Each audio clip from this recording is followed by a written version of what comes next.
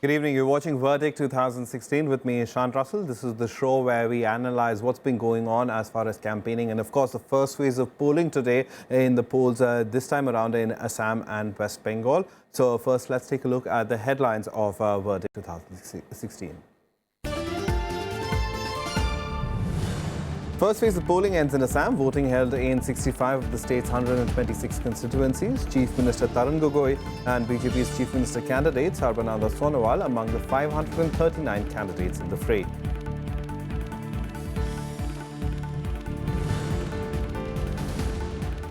First phase of polling in Maoist-infested areas in West Bengal. Voting on in 18 constituencies held.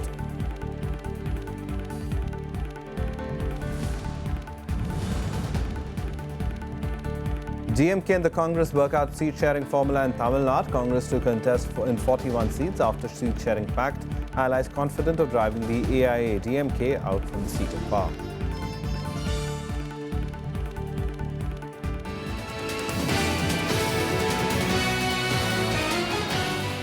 All right, let's talk about Assam first. 67% of voting was recorded till 3:30 p.m. in Assam's 65 assembly constituencies, which went to the polls today, deciding the fate of 539 candidates. Now, several heavyweights, including Chief Minister Tarun Gogoi and BJP's Chief Ministerial candidate Sarbananda Sonowal's fate was sealed today.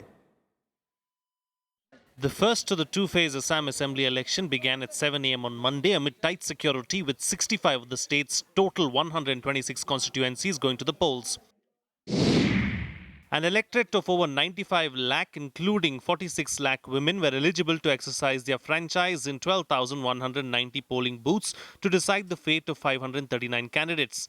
As many as 1,241 polling stations were identified as critical polling stations, 1,992 as hypersensitive and 3,739 as sensitive. Security was tightened across the state, with the Indo-Bangla border along the Barak Valley's Karimganj district being sealed. In all, 535 companies of the security forces were deployed in the 65 constituencies. Out of them, 433 companies were central forces and 102 from the state police. The first phase witnessed mostly a direct contest between the ruling Congress and the BJP-AGP-BPF alliance, though the AIUDF put up candidates in 27 constituencies. The Congress is contesting all 65 constituencies, the BJP 54 and its alliance partners AGP in 11 and BPF in 3. The AIUDF, another important contender, has put up candidates in 27, while the CPI and CPIM in 10 each. The CPI-MLL in 6, along with 60 others of unrecognized parties and 13 independents. I voted for the first time and I'm very happy. This is a very important thing to do, and I wish everybody do it. And it's my vote and I decide. This election has difference. It is not a wave. It is a very sincere election. Last 15 years, everybody will wanted to change the whole picture of the government policy. Prominent Congress candidates in the fray were Chief Minister Tarun Gogoi from Tithabur, Speaker of the outgoing Assembly Pranab Gogoi from Shivsagar, and former Union Minister and prominent T-Tribe leader Pavan Singh Gathovar. People want a change. I also want change. Assam should be go faster development, provide employment also. Everybody wants change. Who wants to remain static? I am fighting not against center.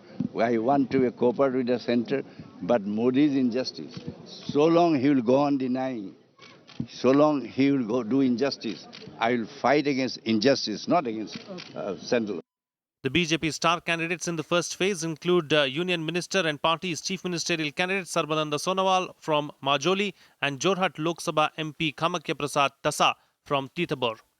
It is a unique place in the state of Assam, and that's why, but they have a lot of problems, difficulties, the lack of communication infrastructure facilities, and many where they are deprived of the modern life route.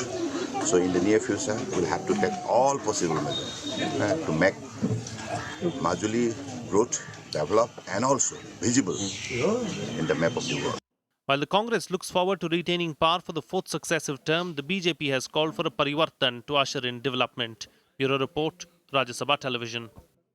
And our correspondent Vishal Daya is in Jorhat right now, where he'll be getting us the latest update. Also joining me in the studio is Kalyan Barua, Chief of Bureau of the Assam Tribune. Thanks very much, both of you, for joining. Vishal, a very quick update from you as far as the final polling percentage figures. Have those been revealed to you? And as far as the process of polling in the first phase was concerned today, did it all go off well, or were there any untoward incidents that of note? Well, no untoward incident reported so far, not a major incident, in fact. And if you look at the final polling percentage, then it's going to be another half an hour, 45 minutes before the final figure is compiled, specifically in this area out here. But we spoke to the authorities, the returning officer, who is also the Deputy Commissioner of Jorhat district out here, the district which has both the VIP constituencies, that Majuli, from where Sarbanand Sonowal, the BJP Chief Ministerial candidate, is in the fray, and Titaba, from where the incumbent Chief Minister, Tarun Gogoi, is seeking a re-election for the fourth consecutive term. So what we are being told is that the polling percentage is quite high this time around as well. In fact, we might see all records being broken now, because the last time around the polling percentage was hovering somewhere around 77%, and this figure, we are being told, though the official final figures are yet to be declared, but we are being told that this figure was surpassed by around 5:30, and though the official polling came to an end at 4 p.m., but those people who had entered the polling stations till 4 p.m., they were allowed to cast their votes, and right. Some of them, I was there in the Mariani constituency area, which is on the Assam-Nagaland border. Some of them were still being seen in queues by around 5:45, 6 p.m. And that was a clear indication that the number of voters who have come out to cast their vote is huge. So the district administration, the election commission officials out here are expecting that this time around the poll percentage is going to be somewhere around 80%, something which might be a record in these areas. All right, Kalyan, is that a worry for an incumbent government? I mean, that's usually the norm, though the norm has often proved to be wrong as well. But is it worrying that a high poll percentage, and Assam is only 2 phases, I mean, and this phase is a really critical one. Yeah, this is a very critical one, particularly for BJP. Because if BJP, out of 65 seats, if the BJP doesn't manage to win at least 35 to 40 seats, then it is going to be in trouble. Because in the next phase, it's basically, they have stakes in a few seats, but that apart, the Congress and AUDF are the main players. So, and then BJP, some of the allies. So, for BJP, it's a very, very crucial phase. And as for high percentage, whenever there's a high percentage, the incumbent government is always in trouble. Right. So it seems that that's the formula. But then you never know, because the Congress has been of late, it has gained ground, and it has been putting a very tough fight in the state. The elections are basically in Barak Valley, and all these 3 valleys have different issues. For example, Upper Assam, it is the tea belt, which was once Congress Party's main support base. It was bastion which the BJP government in the last election, 2014 parliamentary election, they managed to make serious dent and won 3 seats. So the Congress Party is equally nervous about retaining its hold over the tea belt. All right, so we'll have to wait and watch as to what really comes out of as far as the polling figures itself are concerned, the final figure. But Vishal, coming across to you very quickly, if you could talk about the big candidates in the fray in this phase. There's, of course, incumbent Chief Minister Tarun Gogoi and the contender Sarbanand Sonowal of the BJP. How they're faring in their individual elections? Well, it is indeed a tough contest in both constituencies. In fact, we went to both these places in the last few days. And though, if you look at the political situation out here, Ishan, then the BJP's chief ministerial candidate is also new to the party, not that new, but in terms of his career in politics. Started with AGP, moved on to BJP, became a member of parliament, then became a union minister, and this time around became the face of the BJP in the state of Assam as its chief ministerial candidate. Although, he is not a member of parliament from this area, but then he decided to contest from Majuli, which is a reserved constituency. clearly an effort was made by the BJP to ensure that its chief ministerial candidate is portrayed in a very positive light, and the sitting MLA is from the Congress, giving him a tough fight. This similar stands true for the Congress strongman in Titabar, in another constituency out here. The Congress's chief ministerial candidate and the incumbent CM Tarun Gogoi is contesting for the 4th consecutive term from this seat. And the last 3 terms when he has been a member of Legislative Assembly from Titaba, he's also been the Chief Minister. So clearly there is, that sort of play, the factor at play out there. The entire anti-incumbency factor is not only, going to go or rather move against the Congress's government, the Congress party, but also against the Chief Minister himself in his constituency. The BJP has played its cards really well. They've, they've put in contest out there the local MP, the local member of parliament from Jorhat, Tasa, who is Kamakya Prasad Tasa, who has been fielded from Titabar against Chief Minister Tarun Gogoi, making the contest very interesting because almost 40 to 45% of the electorate of Titabar is from the tea plantation, their tea community, those people who work in tea gardens. And Tasa himself belongs to that community, making this contest very interesting. So it's going to be really, really interesting to see as to who becomes the winner in these 2 specific seats and what is the margin of that win, which will be obviously revealed a month and a half later on 19th only. All right, Kalyan, a very quick word, about 30 seconds only before we head into a break. But is it a really close contest as far as these 2 chief ministerial and aspiring chief ministerial candidates are concerned? Yes, because you see the BJP in a very clever move. For the first time in Assam, I think a tribal has been made a chief ministerial candidate. And Sarvanand Sonowal, as he represents Lakhimpur seat, he is, previously he was a MP from Dibrugarh. Right. And in Majuli seat, the BJP has been off late in the 2014 election, also did very well. So in that sense, he chose his seat very cleverly and very smartly.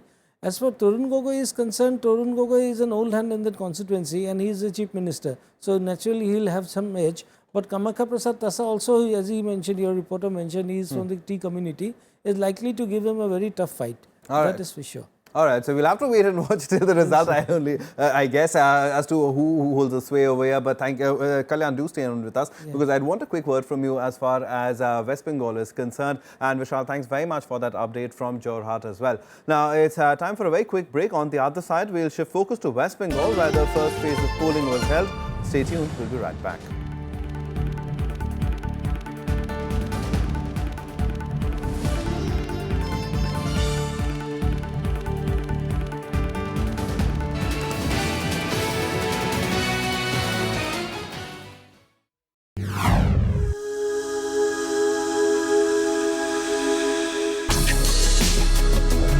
Tales that inspire. Stories of social change. A salute to diversity. Promoting public discourse. Events that motivate.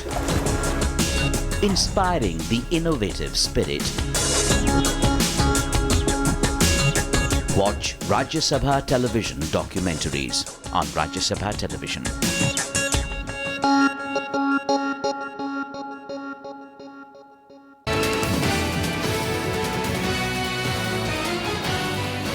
Welcome back. Here watching our Verdict 2016. Let's go across to the Election Commission press conference right now where they're talking about the first phase of polling in West Bengal and Assam. It was phase 1A in 3 districts, that is Paschim Mednipur, Purlia and Bankura. In these 3 districts, total 18 number of constituencies went for poll in phase 1A, of which 13 districts which were left-wing extremism affected districts. The polling time was from morning 7 a.m. to evening 4 p.m. whereas for 5 assembly constituencies in Purlia district, the polling time was from 7 a.m. morning up till 6 p.m. in the evening. So it has, the time is just getting over. Here also I am very happy to inform you that the poll has been by and large peaceful. Like Assam, absolutely no incident of any violence, any injury or death to any person, which is a creditable achievement.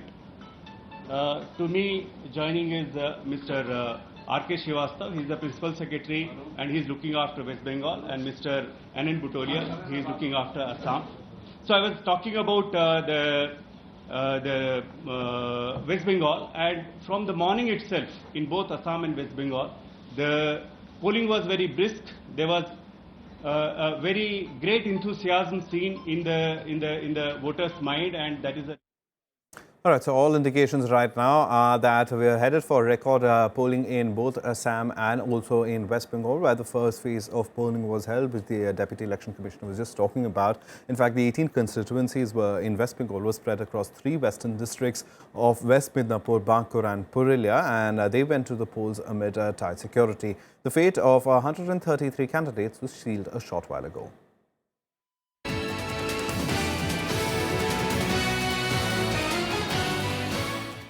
18 constituencies of West Bengal Assembly went to polls on Monday. The constituencies are in the Jungle Mahal area and the Maoist-affected districts of Purulia, West Midnapur and Bankura.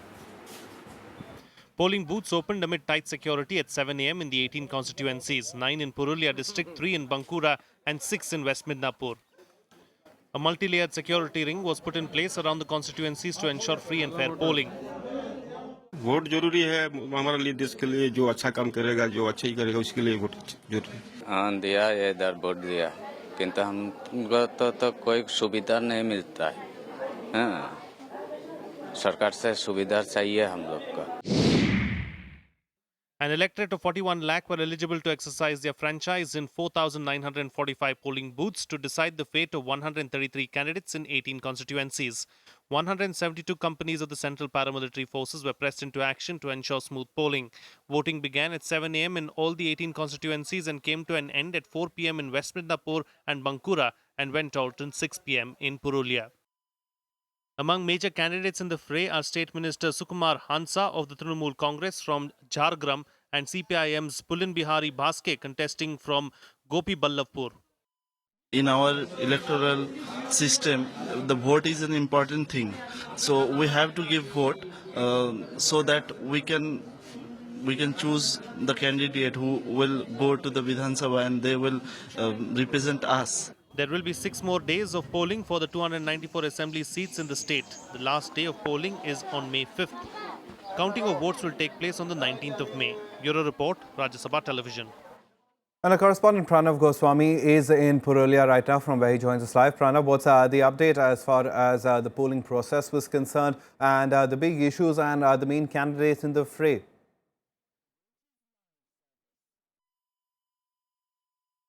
Again, West Bengal has been knowing for very high voter turnout, and this round of polling also, though official figures will be coming in few minutes, but it is expected that more than 85% voter turnout. It's very high turnout, and West Bengal has always voted, always recorded very high turnout. And this region is used to be a most affected region, but then also the overall polling process was very smooth. It went very smoothly, except few incidents of clashes between political party workers. But overall, this election process was very peaceful. As far as issues are concerned, as I mentioned earlier, there are so many issues in West Bengal. Corruption is a very major issue in this election. But if you talk about this particular region, then development is a very big issue. Opposition parties are raising these issues during they also raised this issue during the campaign, that this government has failed to create jobs for youth, and there are very less job opportunities for youth. And then development is also an issue. People are deprived with basic facilities.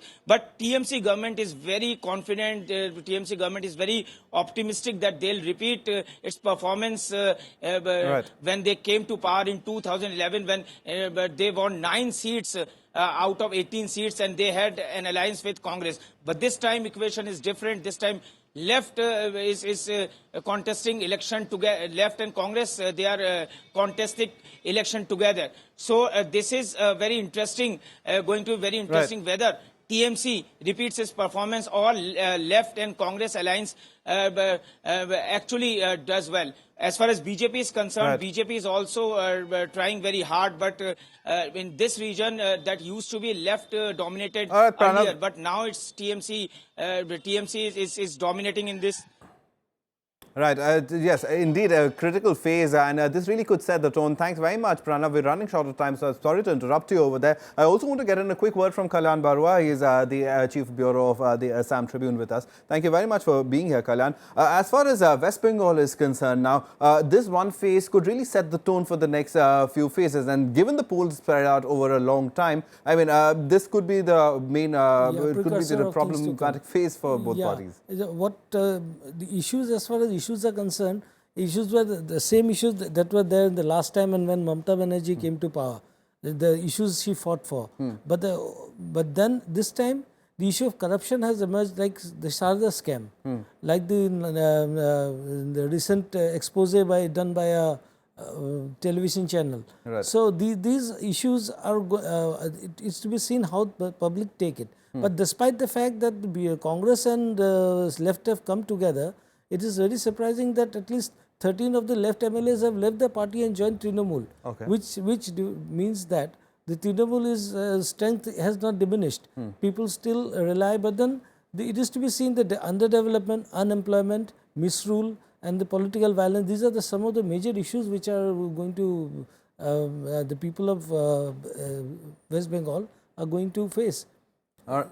All right, Kalyan, we'll leave it over there. We've run out of time, but thank you very much for coming in and helping us understand at this early stage itself what could one expect as far as the poll process in Assam and West Bengal are concerned. Thanks very much for that. Well, moving on now on to Tamil Nadu, where ending intense negotiations spread over weeks. The DMK today allotted its key ally, the Congress, 41 seats for the 16th of May assembly polls in the state. Now, the discussions to identify these constituencies, each of them would contest, will begin later.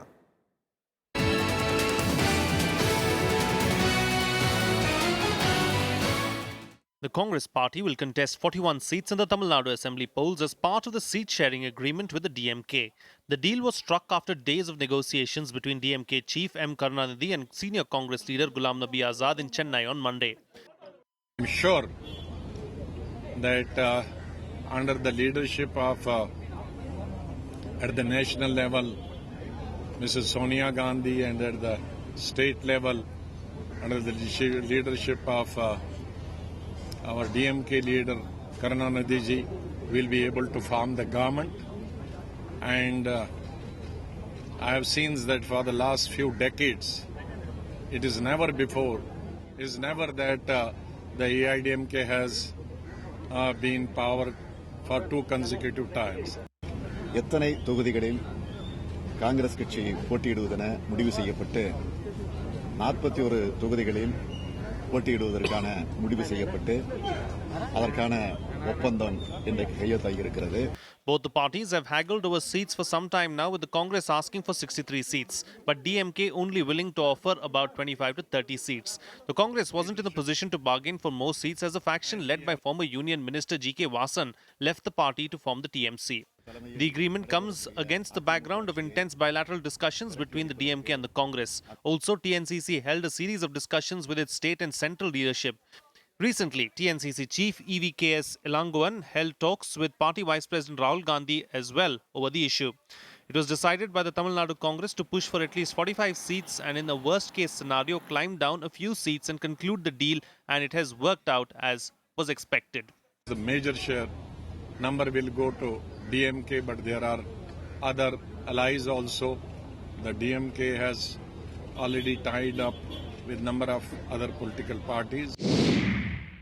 In the 234 seats in the Tamil Nadu Assembly, the DMK has allotted 54 seats to its allies. The Congress has been allotted 41 seats, MMK and IUML 5 seats each, and other smaller parties like the PMK, TNP, WP, VTK and SSP were given 1 seat each.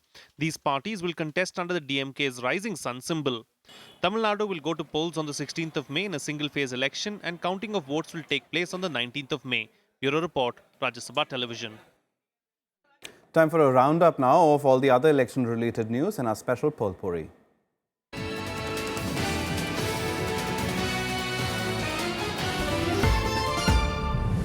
Now, the AIADMK has released its list of 227 candidates for the 16th May Tamil Nadu Assembly polls. Chief Minister Jayalalitha will contest from the RK Nagar constituency. The party has allotted 7 seats to smaller allies. AIADMK has also decided to go solo in Puducherry and has announced its list of 30 candidates. Congress Vice President Rahul Gandhi campaigned for his party in the second phase of polling in Assam. While addressing a rally, Rahul promised to provide employment to more than 10 lakh youth of the state. Authorities on Sunday seized 968 SIM cards, the printer and membership forms of the BJP from a house in Puducherry's Ramanathapuram district. Following a tip-off, the authorities raided a house and found 3 persons engaged in the distribution of SIM cards free of cost to residents. That's all from us. Goodbye.